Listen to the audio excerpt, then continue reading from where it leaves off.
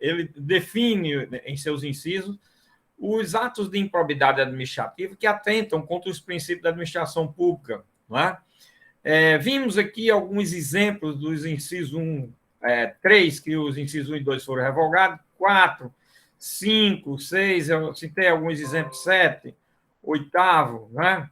Descumprir normas relativas à celebração, fiscalização e aprovação de contas.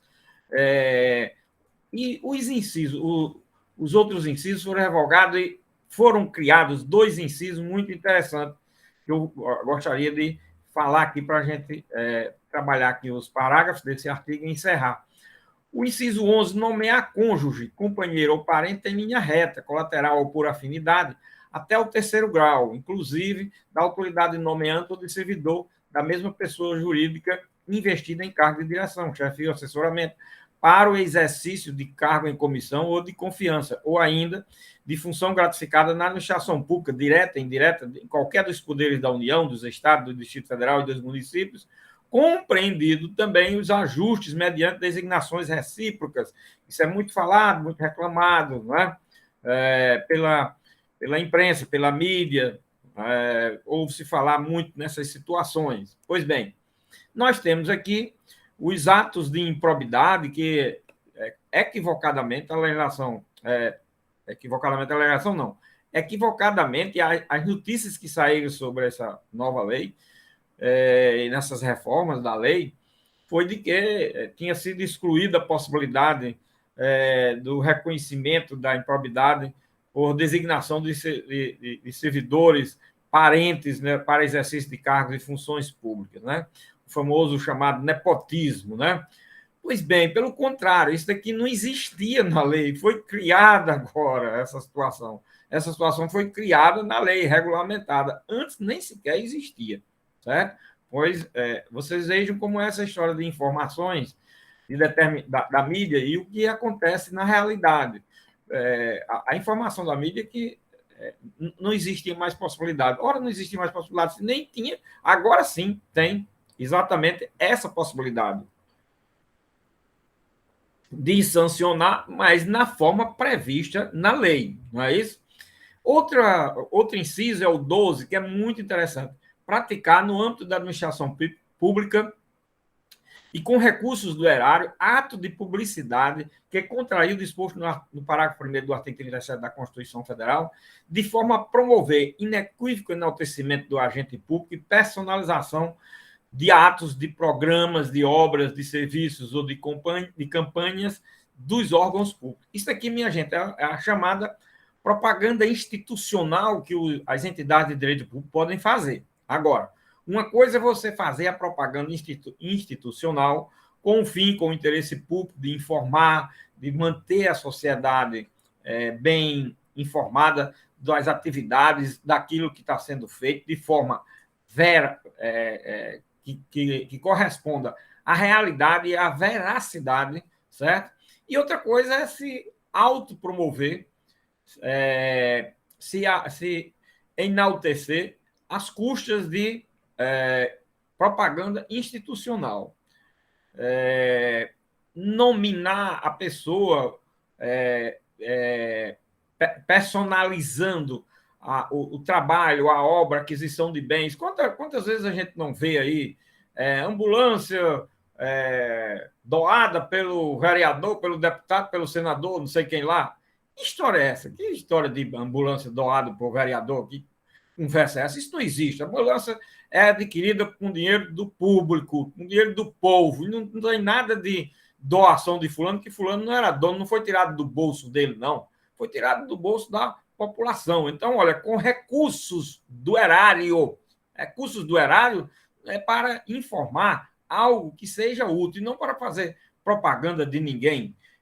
Esse é um dado muito importante, interessante, que veio também agora nessa lei, nessa reforma, e incluindo a afronta ao princípio da divulgação da obra pública no interesse público, da propaganda institucional, com o fim de atender o interesse público e não interesses particulares, pessoais e personalização das pessoas. Então, temos aí essa situação. Um dado importante nesse artigo 11 é que a hipótese de ocorrência dessas improbidades do artigo 11, elas ocorrem sempre sem necessidade de ter existido violação,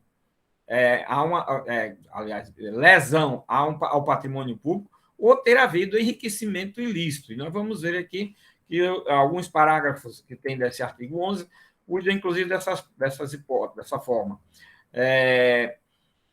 No parágrafo 1º, nós temos o seguinte: nos termos da Convenção das Nações Unidas contra a Corrupção, promulgado pelo Decreto 5.687, de 31 de janeiro de 2006, nesse decreto, certo, de 2006, ele aprovou essa Convenção das Nações Unidas, que é bem antes de 2006. Somente haverá improbidade administrativa na aplicação deste artigo 11, que é a violação aos princípios da administração pública, quando for comprovado na conduta funcional do agente público o fim de obter proveito ou benefício indevido para si ou para outra pessoa ou entidade. Entendida que o fim de obter proveito ou benefício não é patrimonial, é em razão, olha, o último exemplo que nós mencionamos aqui, receber benefício com a personalização da pessoa em razão de obra que realizou, para que fique divulgado o nome da pessoa como sendo ela que realize a obra, o serviço, a aquisição do bem e assim por diante. Então, é importante saber aqui que a obtenção de proveito ou benefício não é patrimonial, é de outra ordem, é de outras situações, principalmente vantagens, benefícios eleitorais, eleitoreiros e assim por diante, certo? Então, esse parágrafo 1º, muito interessante também, que veio tratar dessa matéria. No parágrafo 2º, aplica-se o disposto no parágrafo 1º deste artigo, também, que é a mesma situação, a quaisquer atos de improbidade administrativa tipificados nesta lei e em leis especiais e a quaisquer outros tipos especiais de improbidade administrativa instituídos por lei. Quer dizer, também não é só no caso do artigo 11. O legislador diz a situação do parágrafo 1º, que é não se constituir ato de improbidade quando não existe a obtenção de proveito ou benefício indevido, certo? Não se aplica só do 11. Presta atenção. Do 9º e do 10º desses artigos, aí sim o proveito é econômico no que diz respeito ao enriquecimento ilícito. E do artigo 10, causar prejuízo e poder ao erário público e, com isso, também poder vir algum benefício em razão dessa circunstância.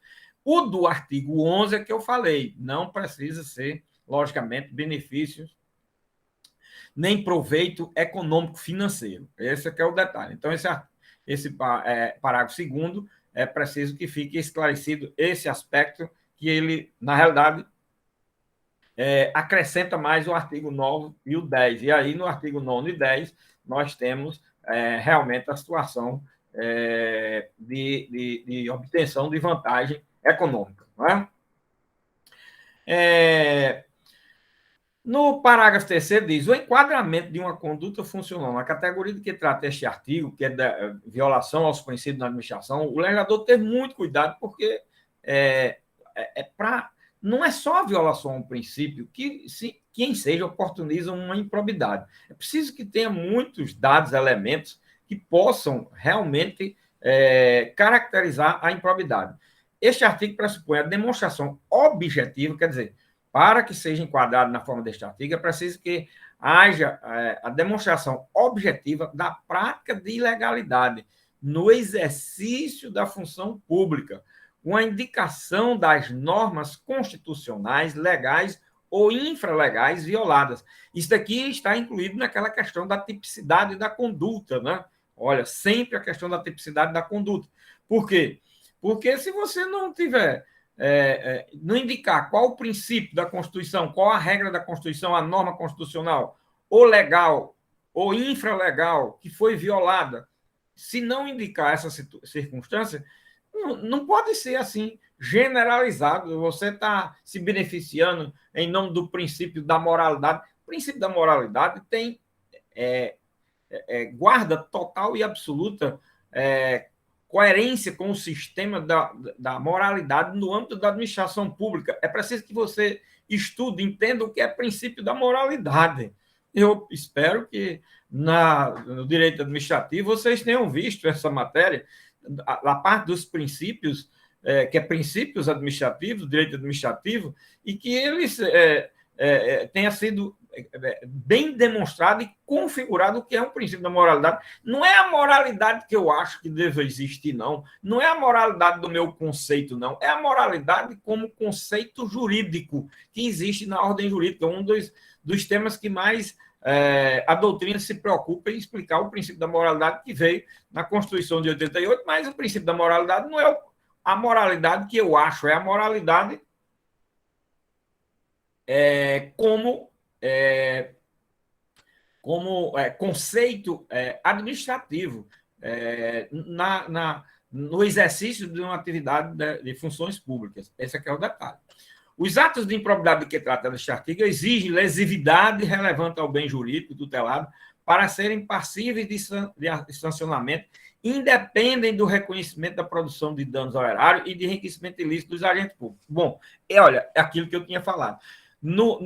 Para a aplicação do artigo 11, não precisa que tenha havido nem enriquecimento ilícito, nem dano ao erário. Ok. No entanto, é preciso que a violação aos princípios, às regras legais, à ordem jurídica, esteja muito bem configurada. Exige que a lesividade é relevante ao bem jurídico. Qual é o bem jurídico aqui? Não é a parte patrimonial, econômica, financeira, certo? É a parte dos valores principiológicos que têm que ser preservados, das regras que devem ser aplicadas, como está bem definido no artigo 11, em todos os seus incisos. Isso é que tem que ficar bem claro nesse aspecto, certo? Para, em seguida, vir o parágrafo 5º dizer: não se configurará improbidade a mera nomeação ou indicação política por parte dos detentores de mandatos eletivos, sendo necessária a aferição de dolo com finalidade ilícita por parte do agente. Olha, esse parágrafo ele vem a propósito de muitas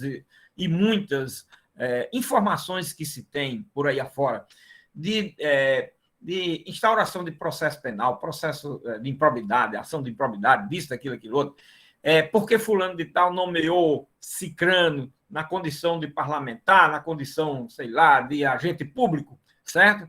E fulano não trabalhou, não fez isso, aquilo. Olha, essa questão de irregularidade da pessoa trabalhar ou não trabalhar e a questão do tipo de trabalho que é exercido, isso não diz respeito. A questão de ter havido a nomeação e a indicação política, isso não leva a quem nomeou e indicou a praticar, está praticando ato de improbidade administrativa. Por quê? Porque ele está realizando um ato dentro do que é autorizado dentro da legislação que existe, da ordem jurídica que existe, criada e lá em vigor.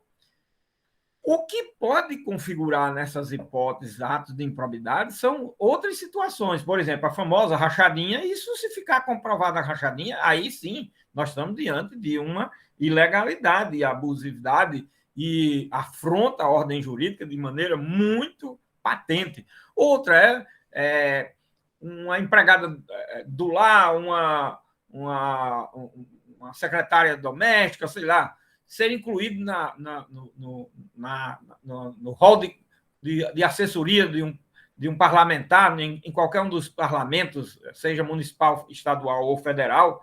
Essas situações é que levam a verdadeiras aberrações. Agora, inclusive, professor, aquele caso de uma criança, de uma prefeita de Tamandaré, a primeira-dama de Tamandaré, em Pernambuco, a menina que o filho caiu, ela estava lotada no gabinete da prefeitura de Tamandaré, mas ela trabalhava de doméstica na casa do prefeito. Existia uma irregularidade na contratação e ainda não cuidava direito dos filhos da pessoa. Ainda foram duas violações. Pois é, existem essas situações que a gente vê aí, muitas essas notícias.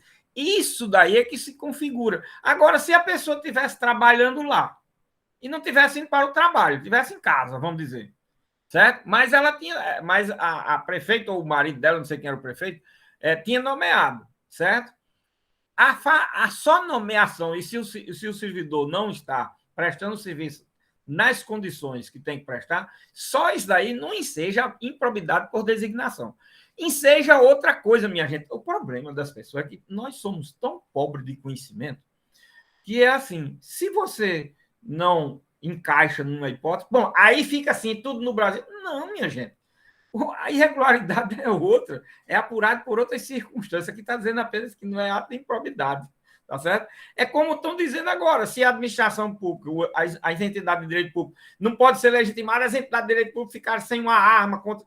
Isso é mentira, que as entidades de direito público não entravam com ação de improbidade contra agente público, não, que era sempre negociado, que em um momento histórico servia para duas coisas. Primeiro, ser parcimonioso com aqueles que eram do lado político, quando o mesmo grupo político ganhava a eleição. Segundo, servia de vingança do grupo que ganhasse. Então, era isso. Por quê? Porque é a própria parte sendo sujeito da relação jurídico-processual, tendo a iniciativa e sendo legitimado. O que servia para isso? Foi tirado, para dar esse poder a quem? A quem deve atuar de forma não parcial, imparcial, só o Ministério Público. Agora, por isso ficou, agora acabou-se, a administração pública não pode fazer nada. Nós vamos ver aí, nós já vimos no artigo 7,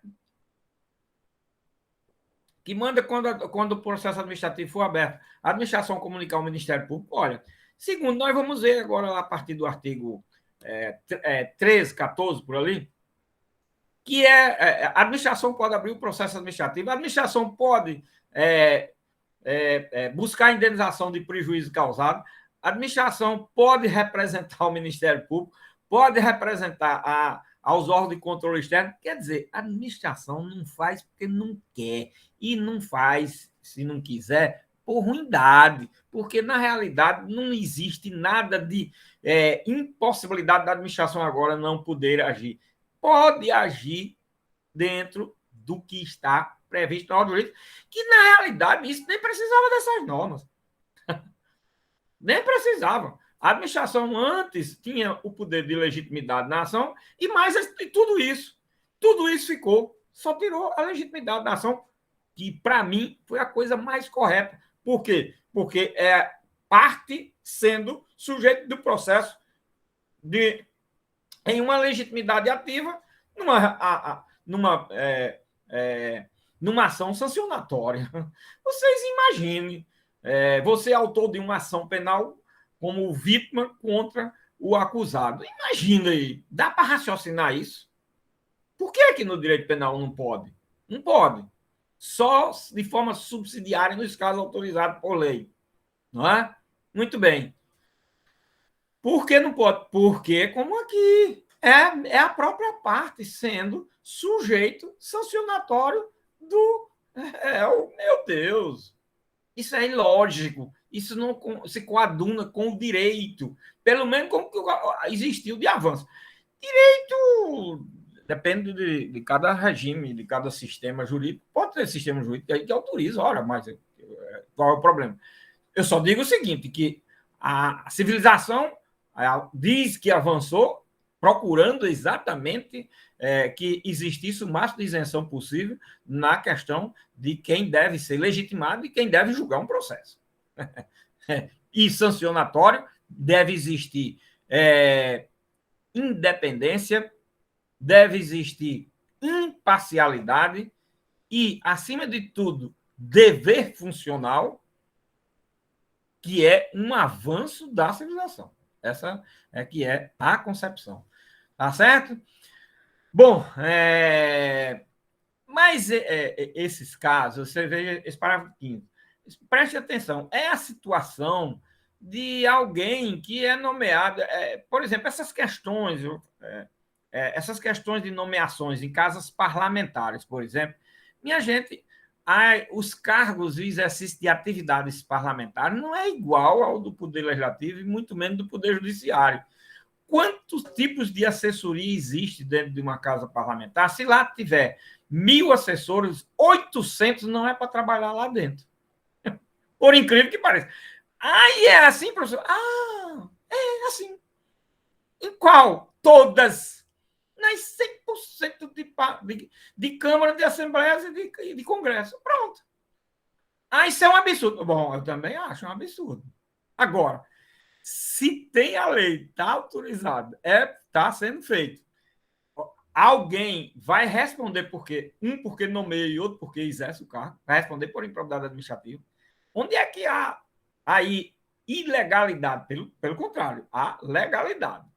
Se há legalidade, onde é que está o dolo? Quer dizer, você escolheu exercer uma atividade dessa, você já está agindo dolosamente. É brincadeira. Eu não sei se tem ninguém da turma que é assessor, mas pode ser, viu, minha gente? Vocês podem ser assessor na vida. Pode ser assessor na vida. E o assessor parlamentar, a maioria das assessorias parlamentares não exerce atividade dentro de Assembleia, nem dentro de Câmara, nem dentro de Congresso, não. Exerce em outro estado, em outros municípios. É assim, porque o parlamentar precisa de assessorias em determinados cantos, em determinados lugares. Olha, isso é uma questão que pode ser reprovada. Não é questão, não estou dizendo que isso é uma coisa mais nobre que existe na sociedade. Não, não. Não acho também, não. Eu só acho o seguinte, é que quando que existe essa forma, se não se quiser, extinga, se pressione para extinguir. Agora, não venha sancionar quem exerce, não, porque isso daí é uma excrescência. Isso daí é uma excrescência. É uma excrescência. Essa que é a realidade. E a gente é só o que vê aí nas imprensas na vida. Porque fulano nomeou, porque fulano tem um cargo, porque não faz nada. Eu não sei. Eu não sei se está fazendo nada. Eu sei que as assessorias parlamentares são assim. Certo? É bom acompanhar, então fique lá, os órgãos de controle externo acompanhando a pessoa. Telefonando, você está onde agora? Está fazendo o quê? Vai lá, acompanhar cada pessoa. Como é? Diga, Bruno. Bruno, falou alguma pergunta, Bruno? Alguma colocação? Bom, aqui sai como Bruno. Se é Bruno, tá certo? Bom, se não fala, então vamos para frente. Tá certo? É isso que cuida esse parágrafo 5º, minha gente. Mas aí a questão é a seguinte: pode existir outras irregularidades e pode ser apuradas e tomadas providências por outros caminhos, apenas não se constitui ato de improbidade. Esse aqui é o detalhe. Bom, minha gente, agora nós vamos trabalhar o artigo 12. O artigo 12, com vários dos seus parágrafos, né, ele cuida dos efeitos da sentença na ação de improbidade administrativa. Olha, nós vimos o objeto quanto à pretensão. Analisamos na aula passada do artigo 9º ao artigo 11º. Agora, encerrado até o final do artigo 11 aqui, nós vamos trabalhar o artigo 12. Isso é a última parte da questão da prova. Olha, a questão da prova se subdivide em objeto quanto à pretensão da ação civil pública, objeto quanto ao resultado da ação civil pública, objeto quanto à pretensão da ação popular, objeto quanto ao resultado do efeito da sentença da ação popular, objeto quanto à pretensão na ação de improbidade administrativa, objeto quanto ao resultado dos efeitos da sentença na ação de improbidade administrativa. Querem um espelho melhor do que esse? Explicando melhor o espelho. Se você quiser, você pega a questão e desdobra em 6 itens, tá certo? Desdobra em 6 itens. Primeiro item, objeto quanto à pretensão na ação civil pública. Segundo item, objeto quanto ao resultado ou efeito da sentença na ação civil pública. Terceiro item, objeto quanto à pretensão da ação popular. Quarto item, objeto quanto ao resultado ou efeito da sentença na ação popular. Quinto item, objeto quanto à pretensão na ação de improbidade administrativa. Sexto item, objeto quanto ao resultado ou efeito da sentença na ação de improbidade administrativa. O que é que vocês querem mais que eu dê de espelho da questão? Isso é o espelho. O resto é responder. Eu não sou eu que respondo, mas eu estou dizendo e colocando, mostrando como você deve fazer a prova. Se vocês querem que eu diga como é a sequência, a forma de como desenvolve, está aí. Eu estou dando uma estrutura, um espelho, uma estrutura, um esquema da questão. Estou dando aí, pronto. Mais uma vez, explícito, como expliquei várias vezes das outras questões, da primeira prova. E até hoje muita gente acha que eu não forneci um espelho da prova. O que é um espelho? O espelho pode ser escrito, pode ser falado, minha gente. A forma de comunicação agora, ninguém... Quem não viu isso não assistiu a aula, é outra coisa. Nem quis olhar lá nas aulas gravadas, que pode olhar depois, não tem problema. Fazer a prova lá e fazer a prova, vou pegar agora aqui a aula e fazer do jeito que está lá. Faça que você vai ter sucesso. É isso. Vocês talvez não acreditem nisso, mas é bom fazer para poder acreditarem, entendeu? Muito bem, olha, artigo 12 agora. Efeitos da sentença na ação de improbidade administrativa. Resultado da sentença. O efeito da sentença é o resultado do julgado. Não é? E diz esse artigo 12, independentemente do ressarcimento integral do dano patrimonial, se é efetivo, quer dizer, se tiver dano patrimonial, e das sanções penais comuns e de responsabilidade civis e administrativas previstas na legislação específica, está o responsável pelo ato de improbidade sujeito às seguintes combinações, que podem ser aplicadas isolada ou cumulativamente, de acordo com a gravidade do fato. Minha gente, nós temos aqui o quê? A cabeça do artigo indicando o princípio da proporcionalidade, primeiro ponto. Um segundo aspecto, mostrando a responsabilidade por improbidade administrativa, os efeitos da sentença desta ação de improbidade, que vão além de efeitos da sentença no campo de uma responsabilidade civil, administrativa e penal, tá certo? Olha, tem a penal, a civil, administrativa. E mais, aí diz, está o responsável pelo ato de improbidade sujeito às seguintes combinações. O que é que está fazendo aí? Acrescentando mais uma quarta espécie de responsabilidade, além da reparação do dano patrimonial integral, que começa o dispositivo dizendo isso, né? Aliás, essa reparação pode ser na ação de improbidade, pode ser na ação civil pública, na ação popular e numa ação ordinária comum de indenização por danos causados ao erário. Tem todas as formas possíveis e imagináveis de reparar o dano. E a administração pode fazer isso. O que a administração não pode é ser autor de uma ação de improbidade administrativa, como era antes, mas agora não pode mais. Bom, então esse artigo ele está mostrando que nós temos aqui os efeitos da sentença, nós temos aqui efeito da sentença na ação de improbidade, que se diferencia de efeitos da sentença de outras ações no campo da responsabilidade penal, civil e administrativa.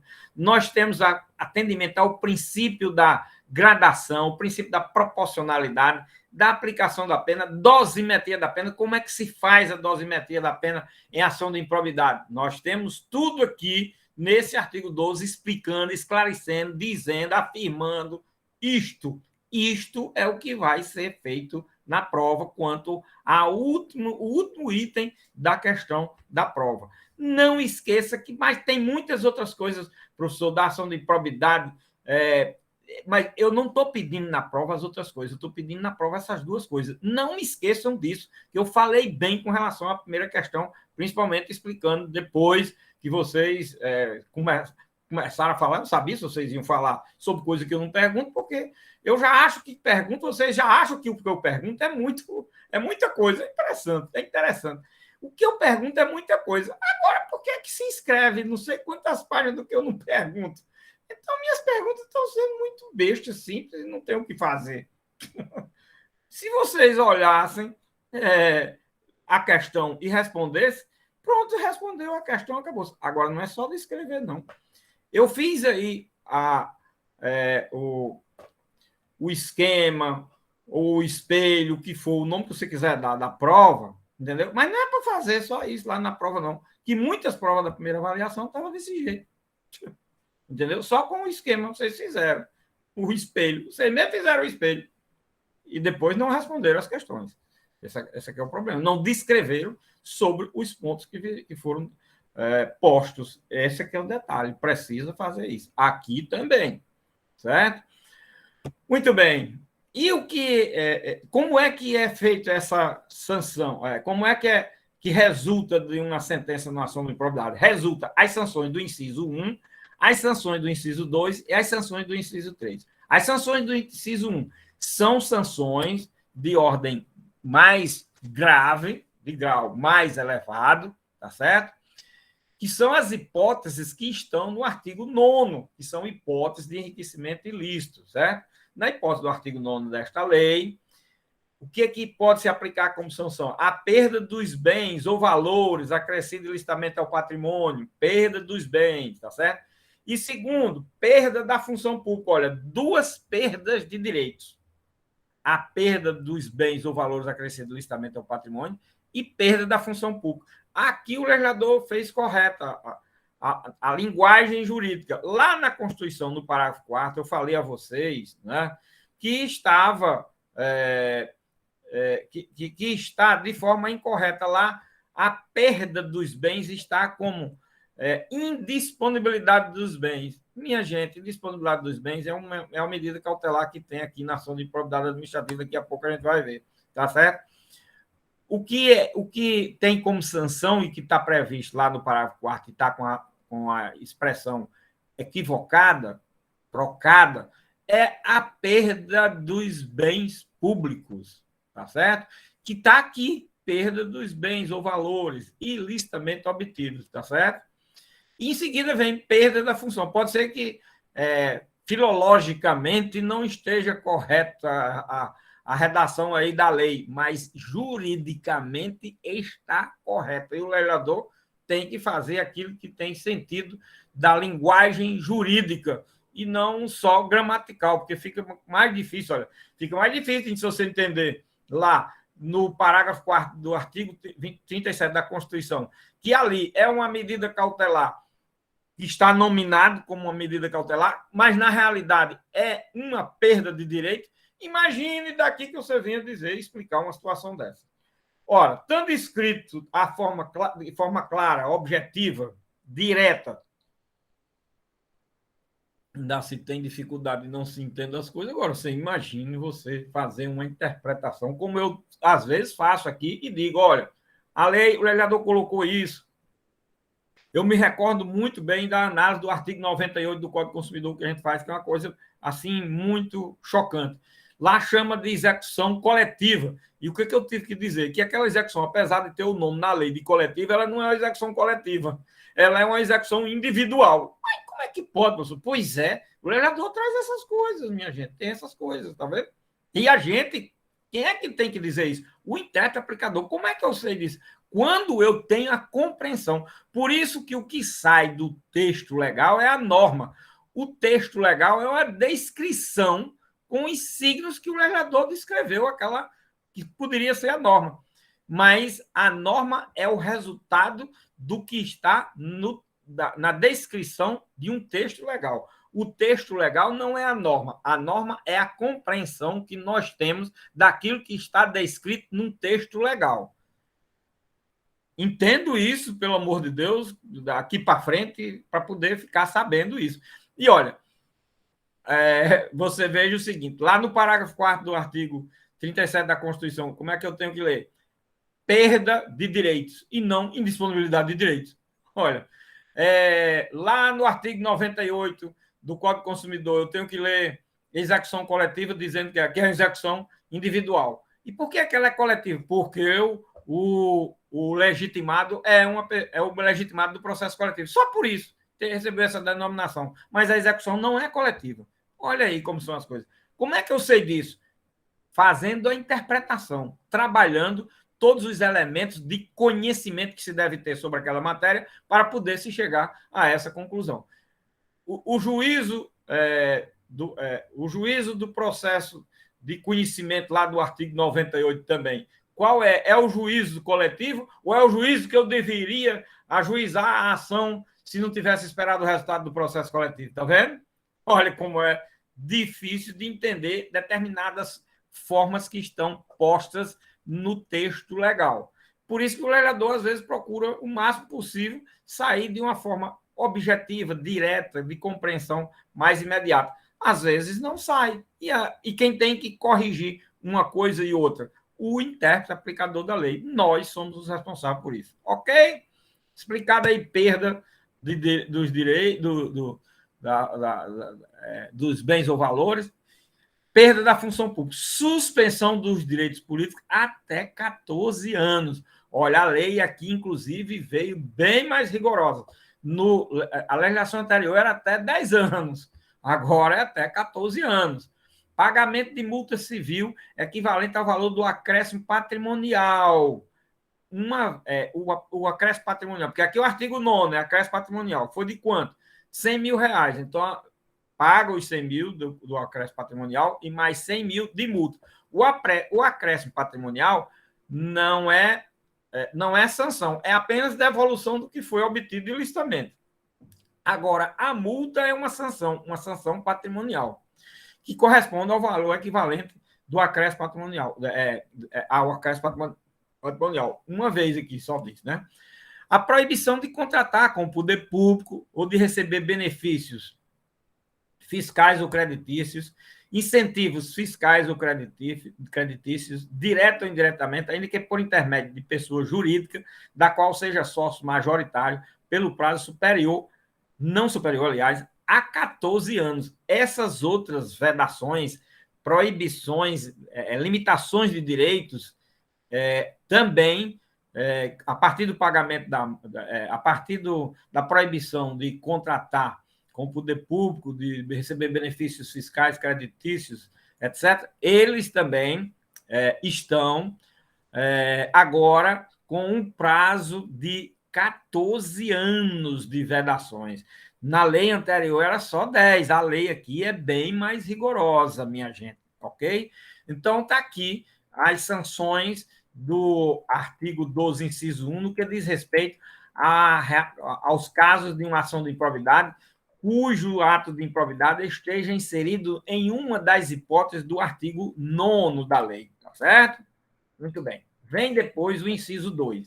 Na hipótese do artigo 10 desta lei, o que pode haver como sanção? Perda dos bens ou valores acrescidos licitamente ao patrimônio, a mesma coisa do outro, se ocorrer esta circunstância, porque aqui, às vezes, pode haver lesão ao patrimônio sem ter havido enriquecimento ilícito. Aí, logicamente, não tem, só tem não tem a perda dos bens ou valores adquiridos ilicitamente.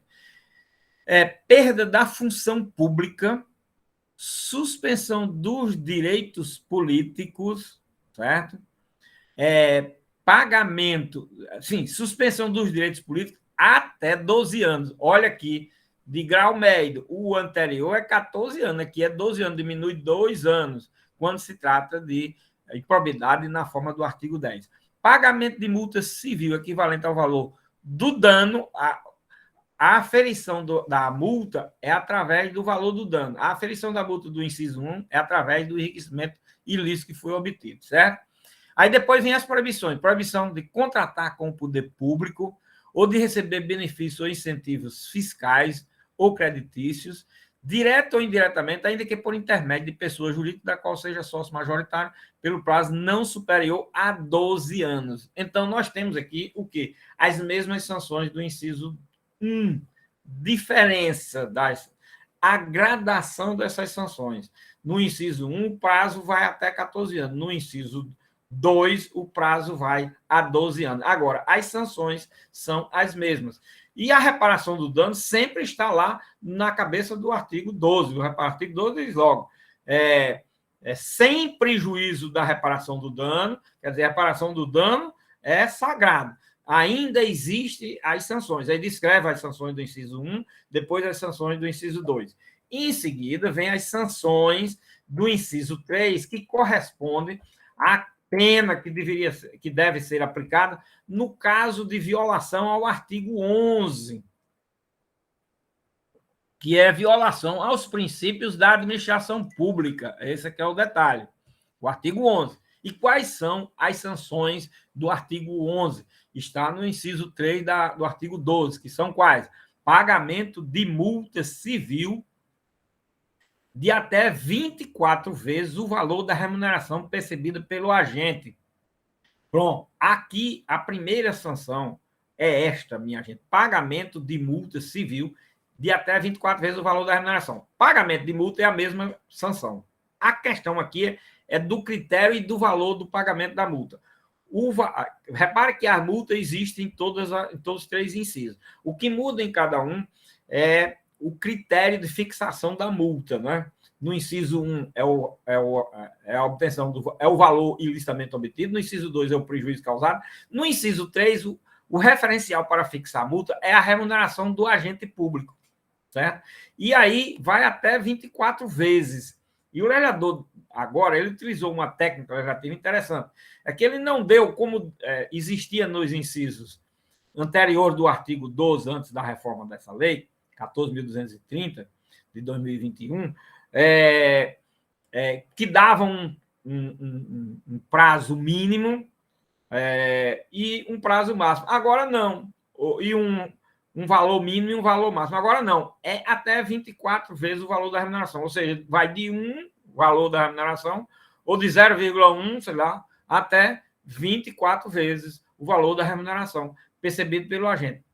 E aí vem a proibição de contratar com o poder público ou de receber benefícios ou incentivos fiscais ou creditícios, direto ou indiretamente, ainda que por intermédio de pessoa jurídica da qual seja sócio majoritário, pelo prazo não superior a 4 anos. Aí aqui, olha, o prazo das proibições é de 4 anos.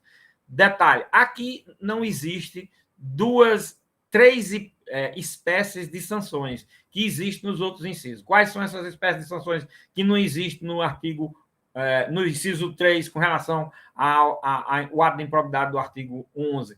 Não existe a sanção de que a sanção referente à suspensão dos direitos políticos. Então, o ato de improbidade do artigo 11 não leva a ninguém perder ou suspender seus direitos políticos. O artigo 11 não leva a suspender os direitos políticos.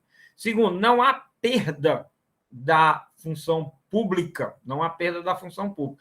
E não há perda de valores ilicitamente adquiridos, porque no artigo 11 não exige, não é a hipótese de obtenção de vantagem ilícita. Se a hipótese for de vantagem de alguém que recebeu vantagem ilícita, vai lá para o artigo 9º e sai aqui do artigo 11. Então, tem 3 sanções aqui que tem nas hipóteses do inciso 1 e 2 do artigo 12 e não estão nas hipóteses do inciso 3 do artigo 12, certo? Então, isso é muito interessante, minha gente. Agora, outro dado interessante. Os efeitos da sentença na ação de improbidade administrativa, eles levam a efeitos que diz respeito à questão de efeitos da sentença no campo da condenação de uma obrigação de pagar. Qual é uma condenação de obrigação de pagar? Aquela referente à indenização do dano causado, tá certo? Efeito da sentença no campo da relação do efeito condenatório de obrigação de devolver, que é daquilo que você devolve que foi ilicitamente obtido, tá certo? Aí você tem mais efeito da sentença no campo patrimonial, sancionatório patrimonial, que é o que? A multa. Olha, essas 3 hipóteses são hipóteses que os efeitos recaem sempre numa questão pecuniária, mas cada um tem um diferencial. A reparação do dano é indenização. A devolução do valor, aí a indenização é um efeito da sentença condenatória de obrigação de pagar. A devolução do valor da coisa é obrigação de entregar, devolver a coisa, tá certo? De entregar, tá certo? É efeito da sentença, como das obrigações de entregar, devolver. E a multa, que também resulta em questão patrimonial, é uma sanção. Então, reparação do dano, devolução de valor e sanção. Tudo diz respeito à questão patrimonial, mas são diferentes. Isso é muito importante que conste da redação, da informação que vocês vão pôr lá na prova. Por isso que eu digo, se colocar aqui agora, eu quero ver vocês trazerem isso, trazendo de qualquer livro. Traga qualquer livro aí que tenha isso que eu estou dizendo. Traga, diga. Faça prova com algum livro dizendo isso. E mais, nós temos o que? As sanções de perdas de direitos, que aí foge daquelas regras dos efeitos da sentença clássicos, né? Porque nós temos a perda do direito aqui, de quê? Perda do direito no que diz respeito à perda da função pública. Olha, a perda da função pública é uma perda de direito, certo? Aí você tem, no campo das restrições de direito, aí você tem a suspensão dos direitos políticos, que é uma restrição de direito, certo? Você tem a proibição de contratar com o poder público, restrição de direito. Você tem a restrição de direito ainda no campo de não receber benefícios fiscais ou benefícios creditícios, certo? Tudo isso dizendo respeito a efeitos da sentença no campo das limitações de direitos. Então, olha, a classificação dos efeitos da sentença quanto ao resultado que pode advir da sentença, ela se dá por esses critérios de proporcionalidade, pelos critérios de tipos de sanções, pelo tempo, na proporcionalidade do tempo das sanções também, e principalmente pela natureza das sanções. A natureza de obrigação de pagar indenização, de obrigação de devolver aquilo que foi obtido ilicitamente, de sanção patrimonial à multa, de perda dos direitos, perda da função pública e limitações de direito nas outras hipóteses, que são suspensão dos direitos políticos, proibição de contratar, não receber benefícios fiscais, não receber incentivos fiscais, nem receber benefícios ou incentivos creditícios, limitações de direitos.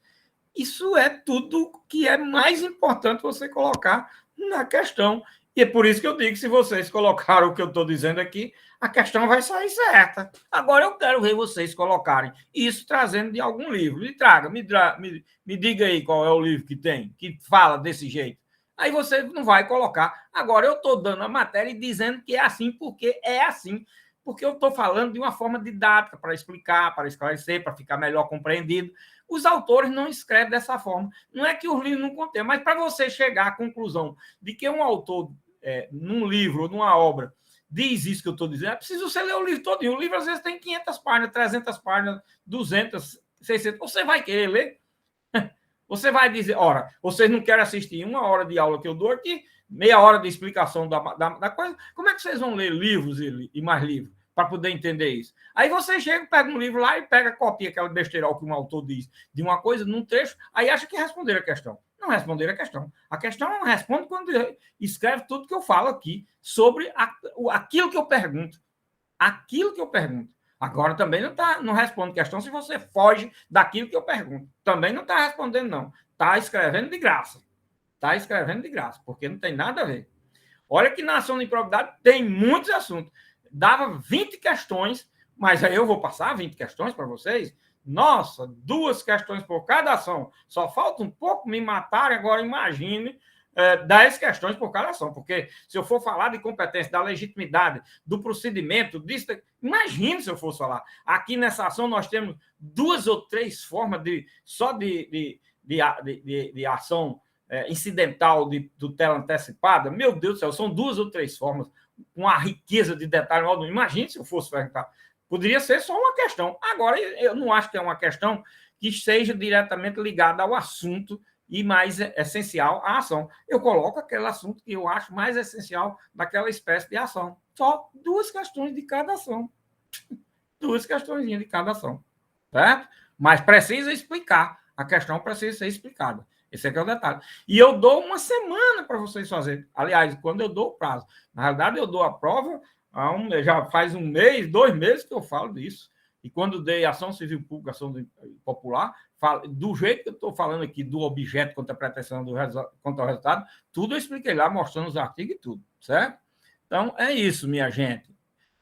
Acredito que vocês agora, espero, eu tenho plena convicção, vocês agora devem estar dizendo, agora, professor, eu estou entendendo mais, eu não estava muito acreditando no que você estava dizendo naquela hora, eu também estou achando que vocês estavam assistindo, mas não estava acreditando que fizesse o que eu estou dizendo, iria tirar nota boa. Mas se vocês fizerem, vocês vão ver que é diferente. Né? E agora vocês podem até estar dizendo, né? Agora eu estou entendendo melhor, porque assim vai entendendo-se melhor. Olha o ciclo hermenêutico da interpretação. De interpretação é compreensão, é entender as coisas. Entenderam aí também? Muito bem, minha gente. Aí vem uma série de parágrafos que são importantes quanto aos efeitos da sentença nessa espécie de ação. A sanção, olha, a sanção de perda da função pública, nas hipóteses dos incisos 1 e 2 do caput deste artigo, porque só existe essa sanção no inciso 1 e 2. Nós vimos que no inciso 3 não existe essa sanção, né? Atinge apenas o vínculo de mesma qualidade e natureza que o agente público ou político detinha com o poder público na época do cometimento da infração, podendo o magistrado, na hipótese do inciso 1 do caput deste artigo, e em caráter excepcional, estendê-la aos demais vínculos, considerados as circunstâncias do caso e a gravidade da infração. Nossa, esse parágrafo tem uma série de informações. Quais são elas? Primeiro, é que a perda da função pública só se dá com relação àquela função pública que o agente praticou o ato de improbidade. O que significa isso, professor? Significa o seguinte: muitas das vezes o agente público está exercendo uma função de um cargo comissionado, por exemplo, mas ele é professor ou é servidor de outra categoria da administração pública e está lá à disposição num cargo público, comissionado, certo? Então, o que acontece? Neste cargo público comissionado foi que ele praticou o ato de improbidade. Qual é o ato, qual é o cargo que ele vai perder? É este, certo? A condição de professor, outro cargo que ele exerce na administração, por acaso eventualmente exista, essa daí não entra porque ele não praticou o ato em razão daquele cargo, não. Ele praticou o ato em razão do cargo que estava exercendo. Aí, isso veio corrigir uma grande aberração que existia antes de não ter autorização, primeiro, para fazer isso, e se praticar, criar jurisprudência fora de autorização legal em matéria sancionatória de aplicação de uma sanção que alcançasse essa situação. Isso era um aleijão, minha gente. O legislador veio e corrigiu. Agora, o legislador autorizou só na hipótese do inciso 1, que é a hipótese do artigo 9º. O legislador, como acha, por exemplo, e a gente viu aqui pela classificação que eu já mostrei aqui dos artigos 9 a 11 e do que a gente está vendo aqui no artigo 12, as improbidades do artigo 9º são improbidades consideradas de grau grave, certo? Como ele é grave, aí ele diz, podendo o magistrado, na hipótese do inciso 1 do caput deste artigo, que são as hipóteses do artigo 9º, não é isso? E em caráter excepcional, não é em toda demanda que é julgada, não. Estendê-la aos demais vínculos, consideradas as circunstâncias do caso e a gravidade da infração. Uma série de considerações deve ser feita para poder alcançar uma possibilidade que o legislador abriu, uma brecha que o legislador abriu, para ser mais grave a sanção do que o que já é grave das sanções do artigo 9º, certo? Aí acrescentou esta possibilidade, mas isso tem que ser de forma excepcional, levar em consideração circunstâncias do caso. Que circunstâncias é essa? Um caso de grande repercussão, grande prejuízo, valores estratosféricos e assim por diante. E a gravidade da infração, tá certo? Isso é que tem que ser levado em consideração. Parágrafo 1º, na aplicação da sanção do artigo 12, inciso 1, ok? Parágrafo 2º, a multa pode ser aumentada até o dobro. Olha, aqui é a multa de qualquer das hipóteses dos incisos 1, 2 e 3, tá certo? Se o juiz considerar que, em virtude da situação econômica do réu, o valor calculado na forma dos incisos 1, 2 e 3 do caput deste artigo é ineficaz para reprovação e prevenção do ato de improbidade. É possível se duplicar, se aumentar o valor daquela multa que está tanto no inciso 1, 2 ou 3? É possível. Quando? Quando o juiz entender que para o caso é ineficaz diante da reprovação e prevenção do ato de improbidade. Então, também, num caso em que a violação aos princípios se deu de forma muito assintosa, excessivamente abusiva, causando grande repercussão e assim por diante. É também uma possibilidade, não é em toda e qualquer ação de improbidade que deve existir. Na responsabilização da pessoa jurídica, aí vem aqui a questão, olha, que agora pode responsabilizar a pessoa jurídica e pessoa física, deverão ser considerados os efeitos econômicos e sociais das sanções, de modo a viabilizar a manutenção de suas atividades. Aí é o seguinte, olha, parágrafo 3º, isso aqui é um princípio universal. Quando se trata de sanção contra pessoa jurídica, universalmente, universal que eu digo no mundo inteiro, deve-se preservar a empresa, a pessoa jurídica. No Brasil, a mentalidade é diferente. Deve-se extinguir, falir a pessoa jurídica. Minha gente, a pessoa jurídica, mesmo de direito privado, mesmo que se tenha a formação, o pensamento, a ideologia que se tiver, mas o Brasil, bom ou ruim, prestando ou não prestando, vivendo ou não vivendo, dando para viver ou não dando para viver, é capitalista. Então, ele aplica as regras de um país capitalista, certo? De um regime econômico capitalista. Essa que é a realidade. Estou dizendo que isso é bom, estou dizendo que ele aplica. Aí tem que se fazer a leitura, interpretação e compreensão à luz dessa circunstância. E aí, essa circunstância indica que uma empresa, ela presta, por incrível que pareça, ela também tem seus fins sociais. Por exemplo, quando ela, principalmente uma empresa que oferece uma quantidade razoável de emprego, qualquer que seja a quantidade de emprego, a questão de impostos que ela paga, a questão do serviço prestado à coletividade, mesmo que seja um supermercado, uma loja, uma coisa, ela presta um serviço à coletividade, vendendo, oferecendo aquele produto, aquele serviço, aquela coisa. É isso, minha gente. No mundo inteiro é assim. Então, o legislador aqui indica que, na aplicação das sanções, certo? Deve-se levar em consideração os efeitos econômicos e sociais das sanções para que se viabilize a manutenção das atividades da pessoa jurídica. Esse parágrafo é um princípio universal de perpetuação da pessoa jurídica, mesmo na aplicação de sanções, seja ela no âmbito penal ou aqui, no caso, por improbidade administrativa. Tá certo?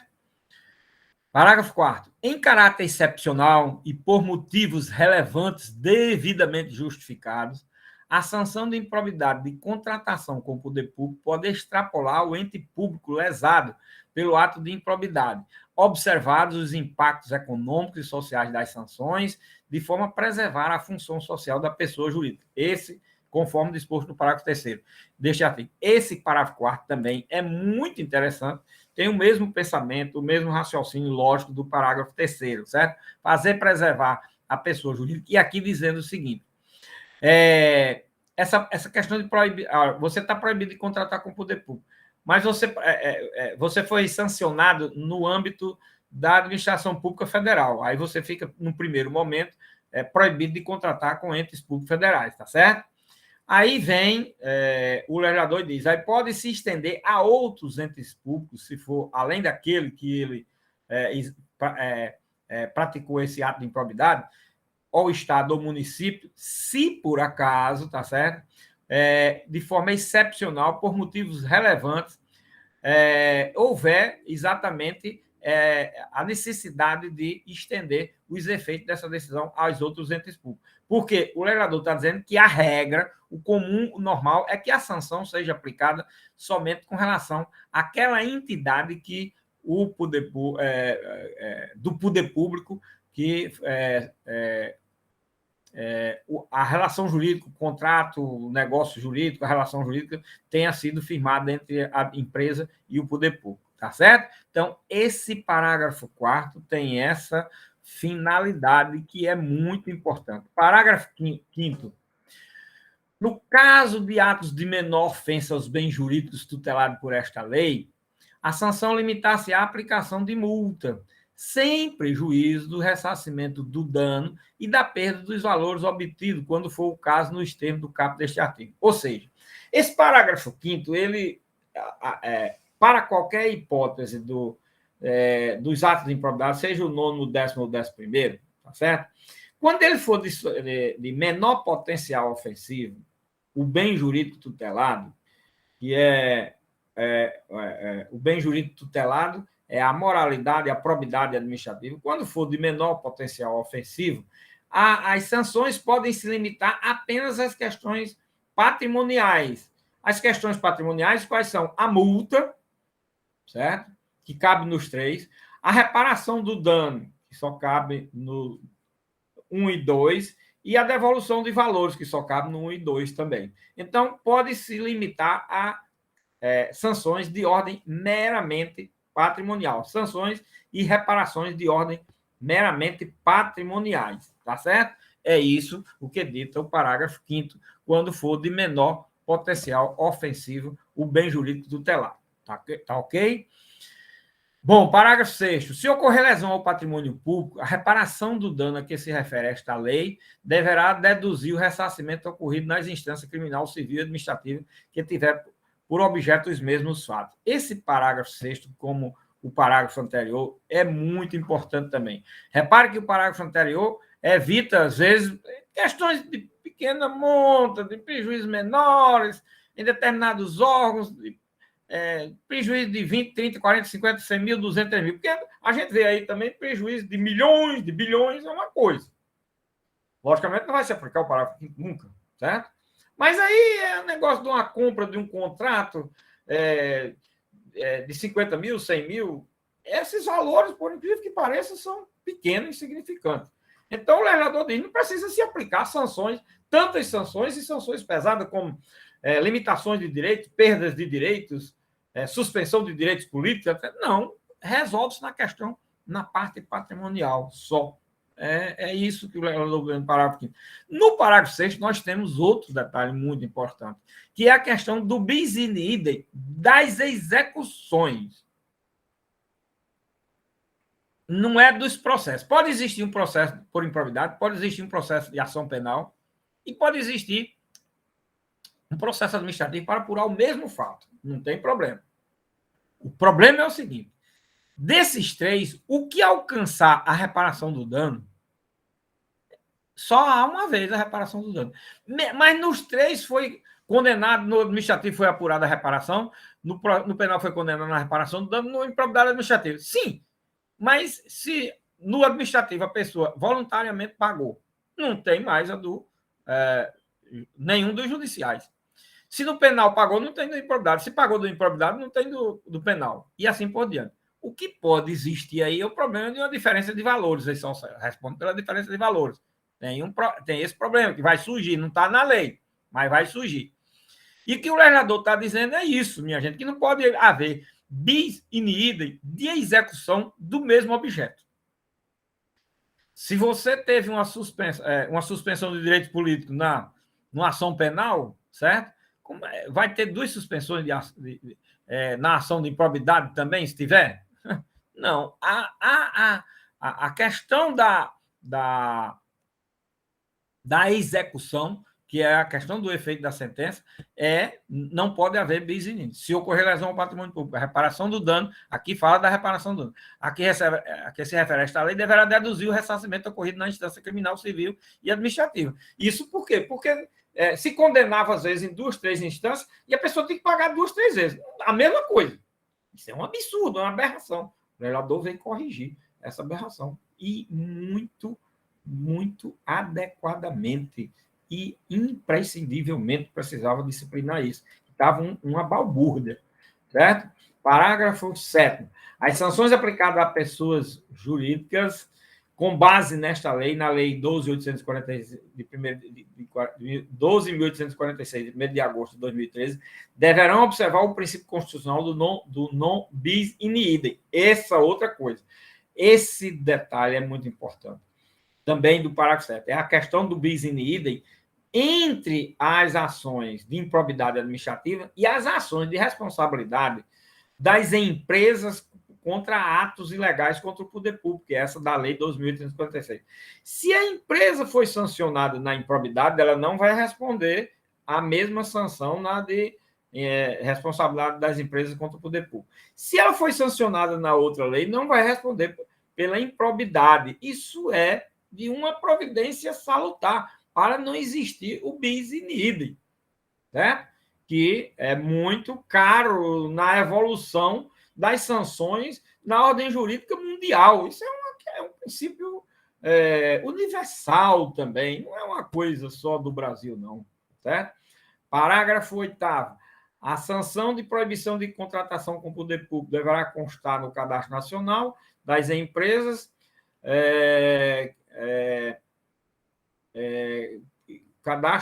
chamado Cadastro Nacional de Empresas Inidôneas e Suspensas, de que trata a Lei 2.846, que é para poder agora ficar se sabendo, observadas as limitações territoriais contidas em decisão judicial, conforme disposto no parágrafo 4 deste artigo, que é para poder ficar se sabendo exatamente se a pessoa sofreu sanção de uma lei ou de outra, para não, primeiro, saber que aquela empresa já sofreu uma sanção em algum lugar.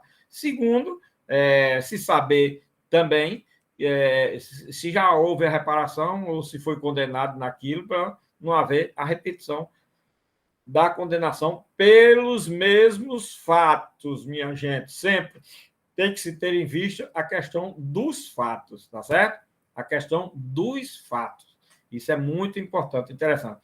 Se for uma ação de improbidade do convênio número X e outra ação de improbidade do convênio número Y, não, aí são duas coisas diferentes. Se for uma ação de improbidade dos fatos relativos ao convênio X e uma ação penal dos fatos relativos a um convênio número Y, aí também não está havendo bis in idem, não. São coisas assim que precisam ser bem demonstradas e comprovadas, certo? No parágrafo 9º, nós temos a seguinte situação. As sanções previstas neste artigo somente poderão ser executadas após o trânsito em julgado da sentença condenatória. Minha gente, esse parágrafo ele tem um choque de parte dele com o que está na lei da ficha limpa. Na lei da ficha limpa, a suspensão dos direitos políticos ela pode se dar já com o julgamento, mesmo não transitado em julgado, por um órgão colegiado. Então, aqui, como lá nós temos uma lei de hierarquia superior e de matéria especial, tá certo? Possivelmente a jurisprudência vai se delinear no campo da interpretação aqui, que deve ser exclui-se desse parágrafo 9º a hipótese de ato que leve à inelegibilidade, certo? Em condenação de ação de improbidade administrativa ou de ação penal, tá certo? Não, no caso aqui de ação de improbidade administrativa, que deve ser só a partir do colegiado. A suspensão dos direitos políticos. Os outros efeitos da sanção, eles só se concretizam e só podem ser executados após o trânsito em julgado da sentença. Da sentença aí, sentença ou acórdão, porque passou no tribunal já é acórdão, tá certo? Sentença sempre, às vezes, é uma palavra que é utilizada com um sentido mais abrangente do que a própria expressão sentença. Sentença é a decisão do juiz de primeiro grau, mas, às vezes, é utilizado como significado de decisão já do segundo ou do último grau, tá certo? Bom, em seguida vem o parágrafo 10, que é altamente bem esclarecedor também de uma situação que existia antes, que era muito reclamado pela doutrina. Parágrafo 10. Para efeitos de contagem do prazo da sanção de suspensão dos direitos políticos, olha aí a questão da suspensão dos direitos políticos, computar-se-á retroativamente o intervalo de tempo entre a decisão colegiada e o trânsito em julgado da sentença condenatória. Vou explicar esse parágrafo, minha gente, que logicamente vocês jamais entenderiam esse parágrafo sem entender o quê? O seguinte, o que está na lei da ficha limpa. Na lei da ficha limpa é o seguinte, além de você ser sancionado numa ação de improbidade ou numa ação penal, pela suspensão dos direitos políticos, numa sentença penal ou de improbidade, aqui nós vimos na sentença de improbidade, pode existir suspensão dos direitos políticos. A lei de inelegibilidade ainda dá um prazo de 8 anos de inelegibilidade automático. Você foi condenado numa ação de improbidade. Numa ação de improbidade, vamos admitir aqui o seguinte: você foi condenado e recebeu a suspensão do direito político 14 anos. Automaticamente, você aumenta mais 8 anos por força da lei complementar, que modificou a lei complementar 64/90. Vejam aí como é interessante. É a lei complementar 135, essa lei que é de 2010. Não é? A lei da ficha limpa, ou lei das inelegibilidades, tecnicamente é a lei das inelegibilidades, tá certo? Muito bem. Aí, 14 com 8, são 22 anos. Presta atenção aí o detalhe. E o que é que acontecia antes dessa alteração? Antes dessa alteração, vamos admitir este exemplo que eu mencionei aí. Você seria condenado no segundo grau a 14 anos. Aí, automaticamente, mais 8 da lei de inelegibilidade, 22 anos. Você ficava com os direitos políticos suspensos. Agora, se você recorresse, certo? Se você recorresse da decisão do segundo grau para o STJ ou o Supremo da Vida, e se esse recurso demorasse mais 2 ou 3 anos, esses 2 ou 3 anos não seria abatido. Então, esses 22 anos só começavam depois que fosse julgado no STJ. Se demorasse lá 3 anos, seria 25 anos de suspensão dos direitos políticos. Se demorasse 5 anos, são 27, e assim por diante. E o que o legislador fez agora? O legislador disse o seguinte: olha, o tempo entre o julgamento de segundo grau e o trânsito em julgado da decisão agora será abatido. Então, se passar lá 2, 3, 4, 5 anos no STJ, no Supremo, e você tiver sido condenado, vamos dizer, a 22 anos, como vem trabalhando o mesmo exemplo da quantidade de tempo, 22 anos, vamos dizer que passou 5 anos no STJ, vamos admitir essa hipótese. 22 menos 5, 17. Então, depois do trânsito julgado, você vai ter só 17. Repare que antes você teria, era 22 mais 5, era 27. Certo? Era 27. Agora você tem 17, porque 5 já correu. Você tem que abater esse tempo do recurso do segundo grau em diante. Então, isso era uma matéria muito reclamada, porque dizia que era uma sanção, inclusive, que se aplicava em razão da lacuna da lei, entendeu? E aí, ao invés de se dar uma interpretação favorável ao condenado, dava-se uma interpretação condenando mais ainda. Sem lei. São essas coisas assim que acontecem. Aí o legislador agora foi disse: não, vamos botar as coisas nos seus devidos lugares. Você recebe, o prazo é o mesmo, você vai demorar os 22 anos, mas você recebe a sanção de 22 anos. Porque, na realidade, é o seguinte: o legislador diz, mas você abate o tempo que passou do recurso, mas os 22 anos são os mesmos que continuam.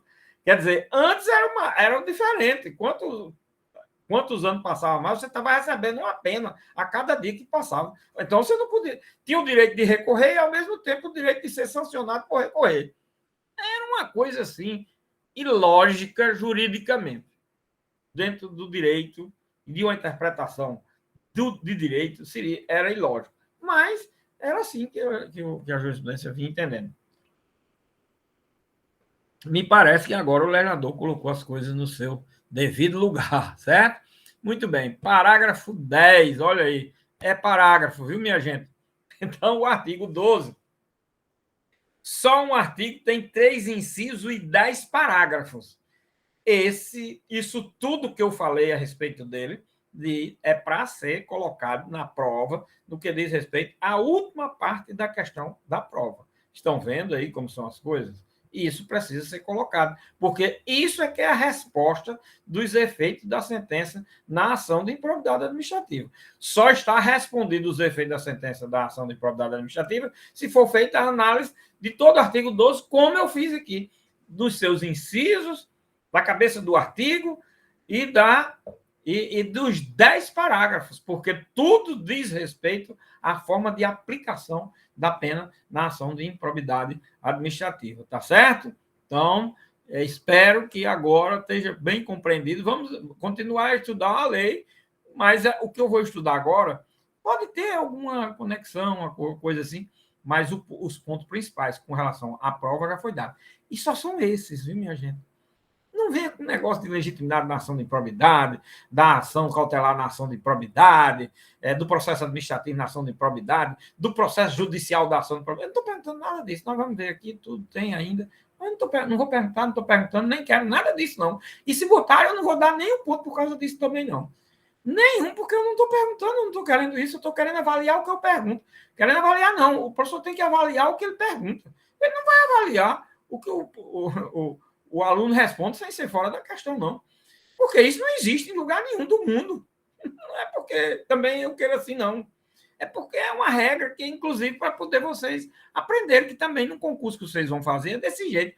Você acha que eu vou botar ponto numa prova que foi respondida outra questão que não tem nada a ver? Aí vocês chegam num concurso, estão acostumados a fazer isso. Se vocês receberam isso na faculdade, foi um mau exemplo e uma péssima forma de ensinar vocês e vocês aprenderem as coisas na vida. Pelo amor de Deus, aqui tem que se aprender o que você vai fazer na vida.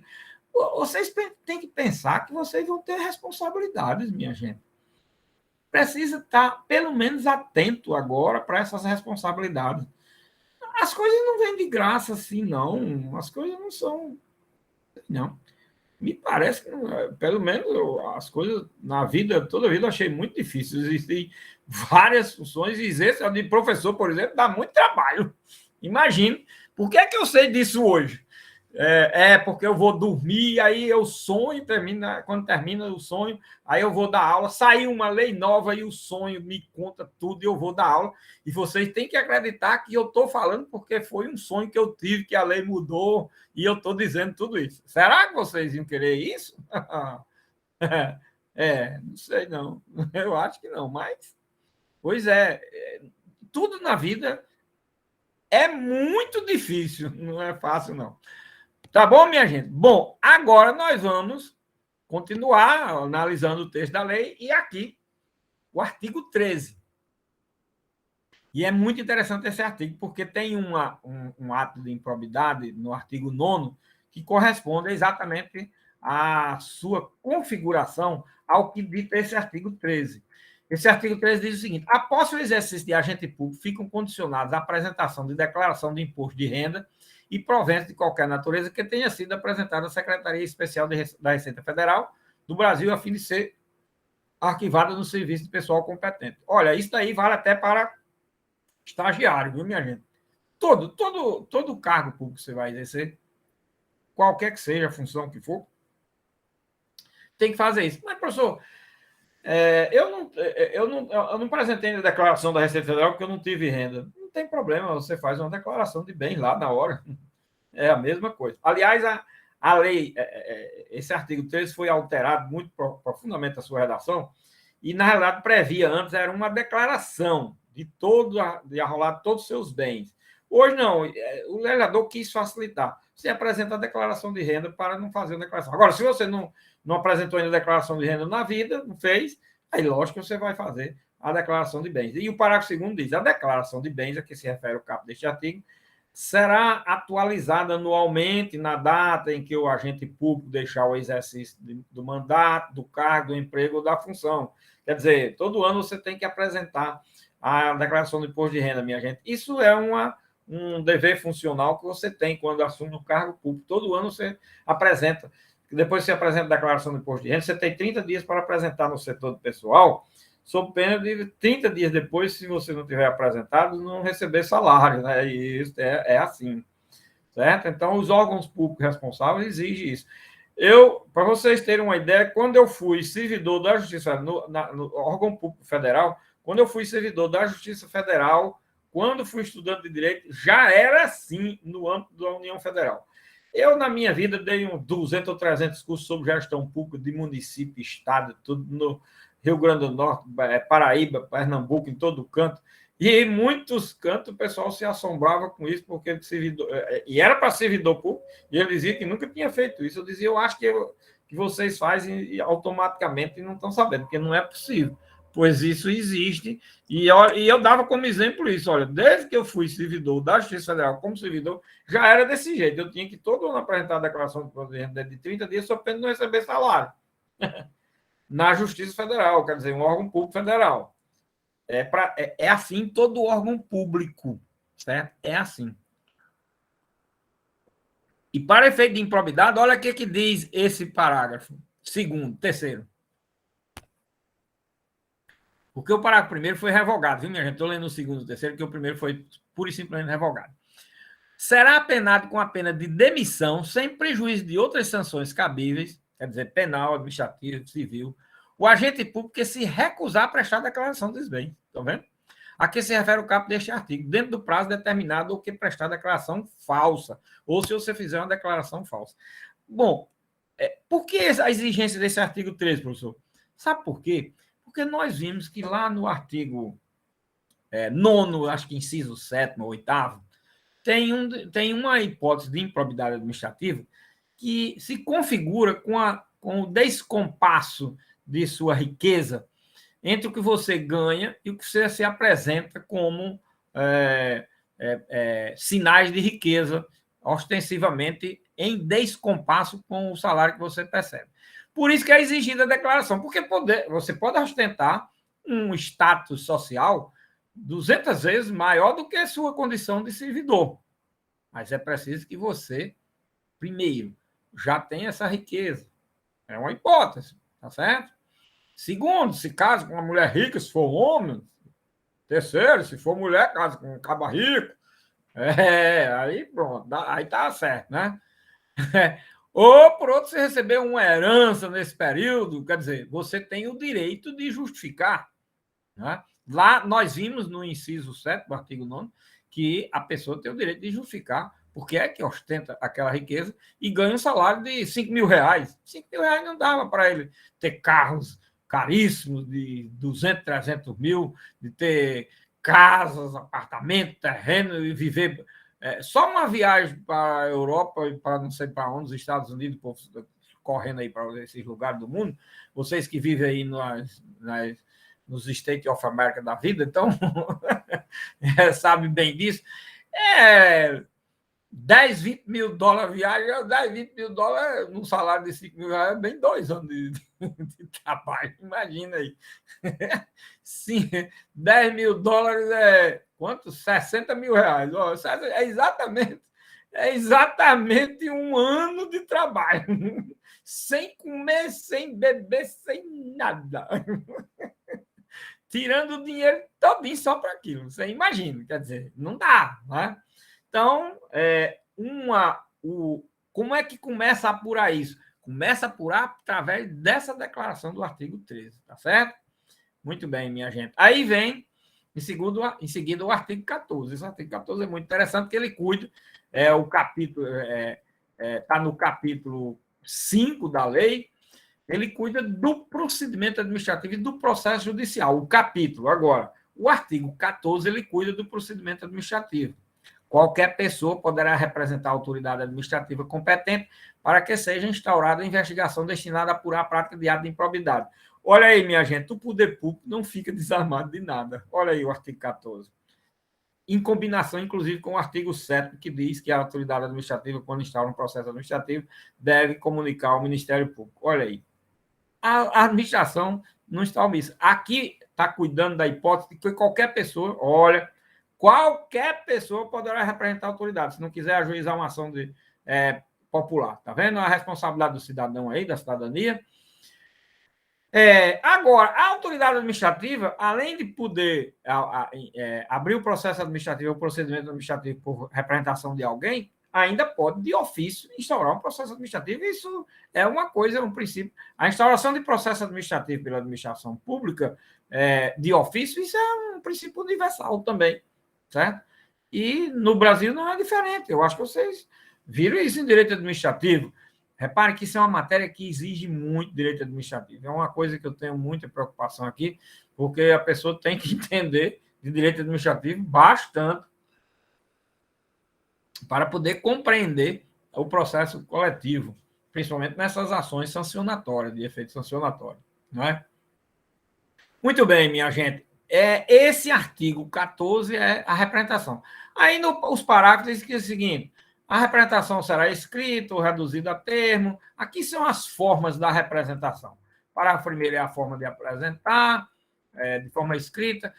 O parágrafo 2º, a autoridade administrativa rejeitará a representação se esta não contiver as formalidades estabelecidas no parágrafo 1º, tá certo? E o parágrafo 3º, atendidos os requisitos, a autoridade determinará a imediata apuração dos fatos, observada a delegação que regula o processo administrativo disciplinar, olha aí, aplicável ao agente. Olha aí, a autoridade administrativa tem esse poder. No artigo 15, então é aquilo que eu já havia falado, que a administração não está desarmada, minha gente, porque não é legitimada na ação de improbidade, pelo amor de Deus. Se ela quiser apurar os fatos, se quiser ver sancionado, só é encaminhar para o Ministério Público. A comissão processante, a comissão nem um processo administrativo. Vocês sabem que quando há abertura de um processo administrativo, a autoridade administrativa nomeia uma comissão, isso é também de direito administrativo. Repare que eu falo aqui as coisas com a perspectiva de que vocês sabem alguma coisa de direito administrativo. A comissão processante dará conhecimento ao Ministério Público, ao Tribunal, ao Conselho de Contas, da existência de procedimento administrativo, não é? Para apurar a prática de ato de improbidade, tá vendo? A comissão encaminha ao Ministério Público e ele é quem apura a questão da possibilidade de ajuizar a ação de improbidade. O Ministério Público e o Tribunal de Contas poderá, requerimento, designar representante para acompanhar o procedimento administrativo, para, no final, ele ter os elementos a fim de poder ajuizar a ação de improbidade. Eu já falei a vocês também, quando a gente cuidou no primeiro dia da ação de improbidade, que toda ação de improbidade ela só pode existir se tiver existido um processo administrativo, o processo do inquérito civil público, ou o processo do inquérito policial, ou um processo do Tribunal de Contas. Já falei tudo isso. E aí vem a casar, exatamente se conjugar aquilo que eu falei com o que está na ordem jurídica posta, certo, minha gente? Aí, em seguida, vem o artigo 16. Esse artigo 16 diz o seguinte: na ação de improbidade administrativa, poderá ser formulada em caráter antecedente ou incidente pedido de disponibilidade de bens dos réus, a fim de garantir a integral recomposição do erário ou do acréscimo patrimonial resultante de enriquecimento ilícito. Minha gente, aqui nós estamos diante de quê? Da chamada cautelar de indisponibilidade do bem. Olha aqui aquilo que eu falei. Olha, indisponibilidade do bem é uma espécie de medida cautelar que está regulamentada na lei. Está aí o artigo 16, cuidando da cautelar na ação de improbidade administrativa de indisponibilidade dos bens.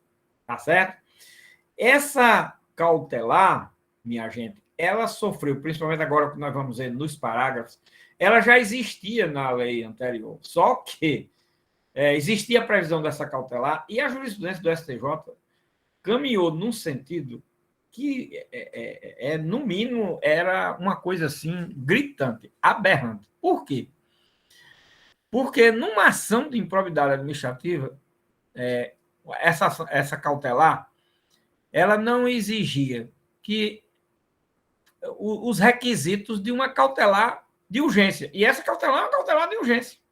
Típica cautelar de urgência. De natureza cautelar. Ou típica tutela, vamos para aplicar a linguagem escorreita do Código de Processo Civil, é uma típica tutela de urgência de natureza cautelar. A tutela de urgência ela tem duas naturezas. Tutela de urgência de evidência e tutela de urgência de natureza cautelar. Você sabe como era que o legislador tinha, ou o STJ tinha se definido, inclusive em repercussão geral, sobre o argumento de que nós estávamos diante de uma tutela de evidência, tem nenhum requisito na lei. E, da forma como ele decidiu, não tinha nenhum requisito do Código de Processo Civil. Era bastante que o Ministério Público ou o autor da ação requeresse a medida e que também ela podia ultrapassar o limite para reparar o dano ou a devolução dos valores ilicitamente obtidos, e o legislador dizia expressamente que era só para reparar o dano e com o fim também de cobrir os valores indevidamente obtidos. O STJ chegou a esse ponto. Isso era reclamado, isso é um escândalo, uma aberração. Como é que se cria formas de tutelas de urgência sem existir os requisitos da tutela de urgência? Tutela de evidência, aliás, sem existir os requisitos da tutela de urgência. E sendo uma medida que é tipicamente cautelar, que é asseguradora, resguardadora da possibilidade de um processo útil ao final. Mas quando é que isso ocorre? Quando eu estou diante de uma situação que indique não só plausibilidade do direito, como, acima de tudo, risco de prejuízo. Se eu não demonstrar isso, não está presente uma medida de natureza cautelar, uma tutela de urgência de natureza cautelar. Pois bem, a jurisprudência era nesse sentido. O que fez o legislador agora? O legislador agora chegou e disse: não, calma, eu vou ditar em sentido diametralmente oposto. E aí colocou, primeiro, na cabeça do artigo, tem a previsão do Instituto. Ótimo, perfeito. E aqui, mais uma vez, esclarecendo, olha, disponibilidade dos bens é uma medida cautelar. Lá no artigo 37, parágrafo 4 da Constituição, está colocado como disponibilidade, mas lá o significado é de perda dos bens. Tá certo? Tem mais essa explicação. Parágrafo 1º A. O parágrafo 1º foi revogado, aí tem o parágrafo 1º A, que diz o seguinte: o pedido de indisponibilidade de bens a que se refere o caput deste artigo poderá ser formulado independentemente da representação de que trata o artigo 7 desta lei. Ou seja, o artigo 7 tem aquela representação que a autoridade administrativa faz ao Ministério Público, comunicando que tem um processo administrativo aberto. Mesmo independentemente dessa comunicação, o Ministério Público pode requerer a medida cautelar aqui prevista, certo? Parágrafo 2º. Quando for o caso, o pedido de disponibilidade de bens a que se refere o caput deste artigo incluirá a investigação, o exame e o bloqueio de bens. Se for o caso, incluirá a investigação, o exame e o bloqueio de bens, contas bancárias e aplicações financeiras mantidas pelo indiciado no exterior, nos termos da lei e dos tratados internacionais. Vocês vejam o seguinte: nós estamos diante de um processo que, quando ele é aberto, mesmo com um procedimento ou um processo administrativo que tenha tramitado anteriormente, nós estamos diante de quê? De probabilidade dos fatos e indícios de autoria. Certo? Só isso. Só indica isso. Se indica só isso, para eu analisar o Instituto como tutela de evidência, eu estou analisando uma coisa com relação à medida tutela cautelar, a tutela de urgência, diante de uma legislação de um processo que sequer não se pode falar em evidência, porque ele está numa fase apenas de indício de autoria e da possibilidade de existência daqueles fatos.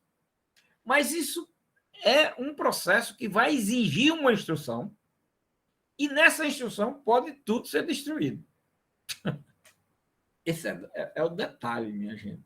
E é importante ver como essa jurisprudência do STJ tinha caminhado no sentido simplesmente aberrante. No mínimo, isso. Pois é. Agora o legislador chegou e botou ponto nos is. Não, calma aí. Ó. Nós estamos diante de um caso, olha, que é mantido iniciado nos termos da lei e dos tratados internacionais. Bom, aqui é com relação ao que pode ser incluído na indisponibilidade de bens. Agora, no parágrafo 3º, nós temos o pedido de indisponibilidade de bens, a que se refere o caput deste artigo, apenas será deferido mediante a demonstração, no caso concreto, de perigo de dano irreparável ou de risco ao resultado útil do processo. Aqui está certo, porque uma coisa é você analisar aquilo que é indício como indício de possibilidade de prejuízo, e aquilo que é indício como evidência, que era o que a jurisprudência do STJ tinha seguido. Isso é aquela ganância que o judiciário está, minha gente, de querer sancionar as pessoas, de querer aplicar já a pena antes antes do processo sequer iniciar. Isso daí pode ser no início do processo, não houve instrução ainda, não houve nada, com a simples petição inicial, nem iniciou. Ixi, Maria, olha, essas coisas todas são demais. Essas coisas, minha gente, depois isso dá tanto problema. E o creditamento do judiciário fica onde? Aí vem, olha, apenas definido mediante a demonstração do caso concreto de perigo, de dano irreparável ou de risco ao resultado do processo, desde que o juiz se convença da probabilidade de ocorrência dos atos descritos na petição inicial, com fundamento nos respectivos elementos de instrução, após a oitiva do réu em 5 dias. Aí outra coisa, olha, o legislador, num primeiro momento, exige que que para deferir uma medida dessa, precisa que pelo menos, vamos ouvir o demandado para poder eu ter uma noção como ele é, de que trata, o que ele está fazendo, qual é o patrimônio que ele tem, se ele está se desfazendo desse patrimônio, e mostrar que ele agora não pode se desfazer. Todas essas situações têm que ser trabalhadas, viu, minha gente? Mas agora o legislador está exigindo coisas que são exatamente consentânea com uma hermenêutica que se deve dar numa situação dessa. Aí vem o parágrafo 4º. A indisponibilidade de bens poderá ser decretada sem a oitiva prévia do réu, sempre que o contraditório prévio puder comprovadamente frustrar a efetividade da medida, ou houver outras circunstâncias que recomendem a proteção liminar, não podendo a urgência ser presumida. Olha, a urgência não é presumida, tá vendo? Mas não é presumida. Mas pode existir a possibilidade de concessão da medida sem necessidade de ouvida do réu, ou seja, inaudita altera parte. Mas quando é que isso pode acontecer? Se, por acaso, o contraditório prejudicar ou frustrar a efetivação da medida. É uma hipótese. A outra. E se houver outras circunstâncias que recomendam a proteção liminar diante da prova que existe de forma cabal nos autos.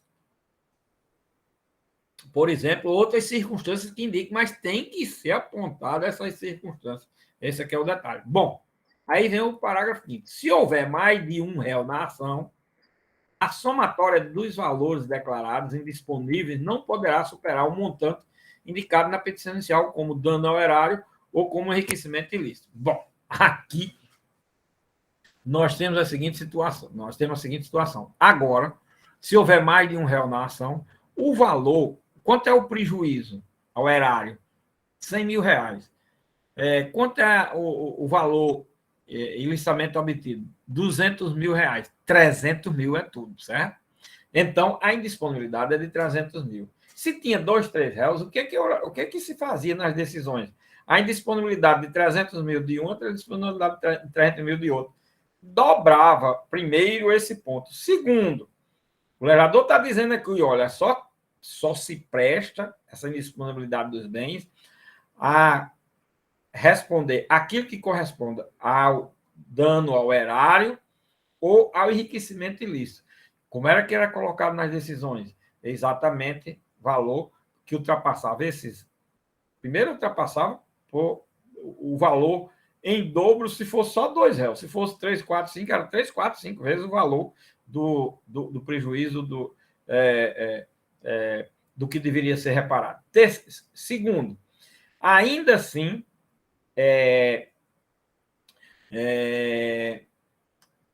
o montante que tivesse nas contas da pessoa seria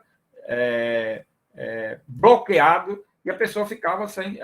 O valor era 200, 300, mandava-se bloquear o que tivesse nas contas, e às vezes bloqueava tudo e a pessoa ficava sem poder fazer feira, sem poder. Para comer dentro de casa. Quantas pessoas eu não vi dizendo: olha, a feira lá em casa, quem está fazendo é a minha família, porque tudo bloqueado, tudo que tinha era em banco, tudo que tinha. E era desse jeito, minha gente. É desse jeito que existe. Então, é assim, a ganância de se penalizar as pessoas é uma coisa assim aberrante, estúpida, imoral, absurda, sem fim. É uma coisa impressionante, certo? Não é o valor correspondente, não. Tinha mais essa. Bom, ainda tem mais aqui.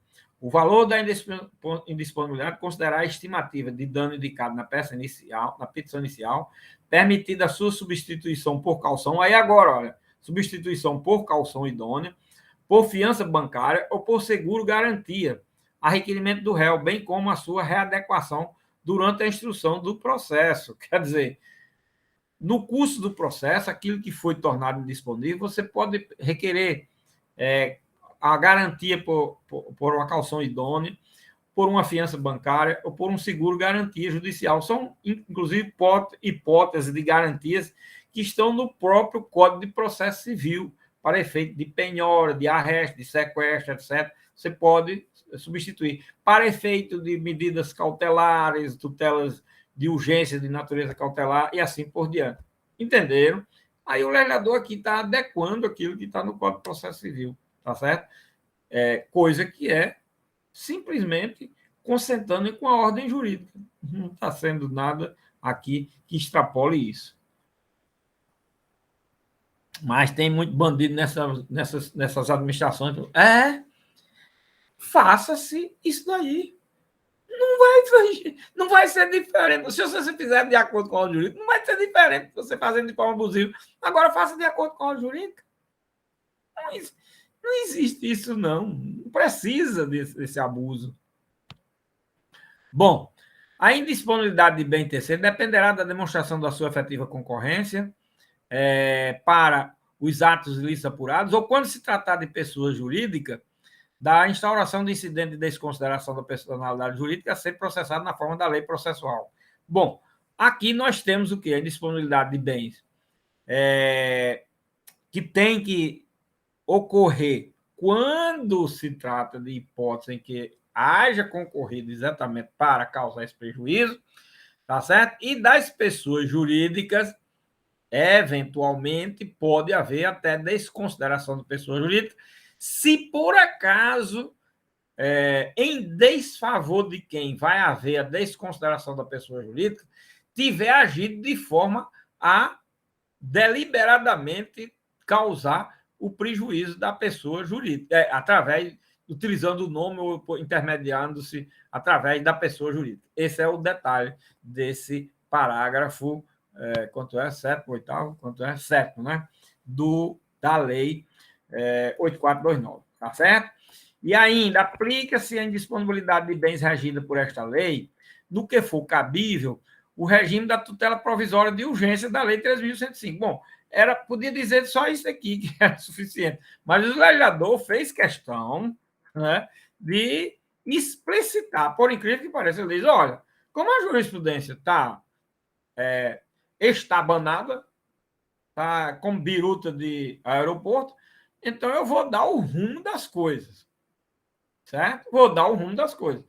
Não vou nem dizer que aplica o Código de Processo Civil, porque, sei lá, eu vou dizer que está na lei, que é para existir violação à literal disposição de lei, certo? Para não vir a violação à literal disposição de lei é quando você faz a interpretação porque isso resulta da norma. Mas, infelizmente, ninguém no Brasil sabe o que é norma, ninguém faz interpretação, nem nos tribunais superiores. Então, eu vou dizer que é para poder vir a violação à literal disposição de lei e poder haver um recurso especial, extraordinário, que for. Tem essas coisas assim que vem as respostas em dose dupla também. Parágrafo 9. Da decisão que deferiu ou indeferir a medida relativa à disponibilidade de bem, caberá agravo de instrumento, que é o recurso cabível, na forma do Código de Processo Civil. Isso já tem previsão no Código também. Parágrafo 10.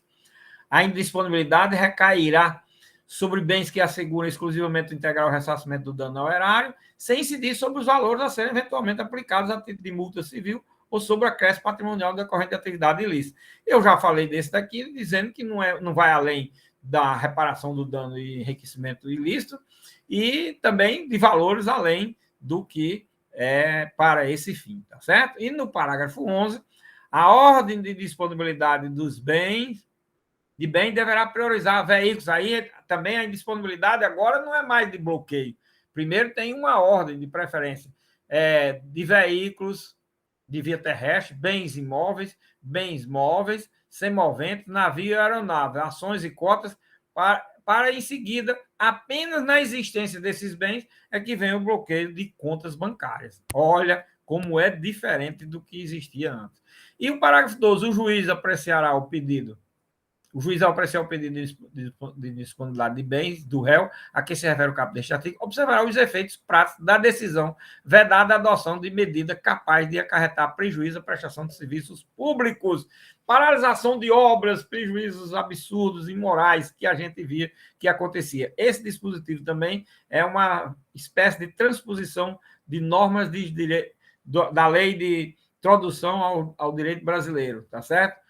Que tem lá uma norma nesse sentido, foi trazida aqui para o dispositivo para ver que em situações tais tem que haver, minha gente, razoabilidade na interpretação e aplicação da decisão para que não haja prejuízos com os maiores descalabros que podem existir. É verdade a decretação de disponibilidade de valores correspondentes a 40 salários mínimos depositados em caderneta de poupança, certo? Está no Código de Processo Civil também.